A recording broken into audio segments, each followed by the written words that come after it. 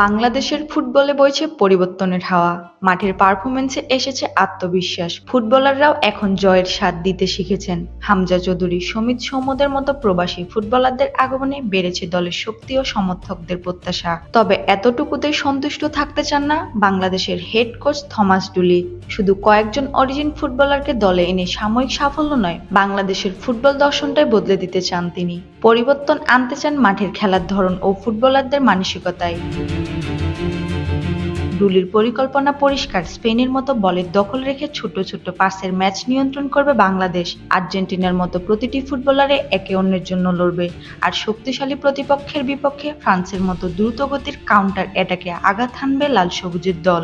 বাংলাদেশের কোচের ভাষায়, আমি চাই না আমাদের খেলোয়াড়রা শুধু ফুটবলের পেছনে দৌড়াক, আমি চাই আমরা ফুটবল খেলি, স্পেনের মতো বলের দখল রাখবো, আর্জেন্টিনার মতো একে অন্যের জন্য লড়বো এবং শক্তিশালী দলের বিপক্ষে ফ্রান্সের মতো দ্রুত কাউন্টার অ্যাটাক করব। এটাই আমাদের রোড ম্যাপ। তবে আবেগের পাশাপাশি বাস্তবতাও ভালোভাবেই বোঝেন ডুলি। আগামী বিশ্বকাপে বাংলাদেশ খেলবে এমন অবাস্তব প্রতিশ্রুতি দিতে চান না তিনি, বরং 10, 15 কিংবা 20 বছর পর হলেও বিশ্বকাপের মঞ্চে বাংলাদেশকে দেখতে চান এই কোচ।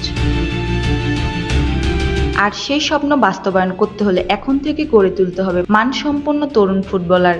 দেশের একাডেমিক ও বয়সভিত্তিক ফুটবলের কাঠামো শক্তিশালী করার পাশাপাশি বিদেশে বেড়ে ওঠার যোগ্য বাংলাদেশি ফুটবলারদেরও জাতীয় দলের সঙ্গে যুক্ত করতে হবে। একই সঙ্গে ধারাবাহিক পারফরম্যান্সের মাধ্যমে উন্নতি করতে হবে ফিফা র্যাঙ্কিংয়ে।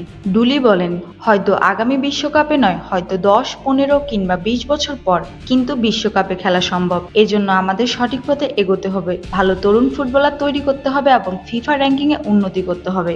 নিজের পরিকল্পনায় সমর্থকদেরও গুরুত্বপূর্ণ অংশ মনে করেন বাংলাদেশের কোচ। তার চোখে গ্যালারিতে থাকা দর্শকরাই দলের দ্বাদশ খেলোয়াড়। আপনারাই আমাদের দ্বাদশ খেলোয়াড়, আমি আপনাদের স্টেডিয়ামে দেখতে চাই। সেপ্টেম্বর ও অক্টোবরের আন্তর্জাতিক সূচি থেকেই নতুন পরিকল্পনা বাস্তবায়ন শুরু করতে চায় বাংলাদেশ।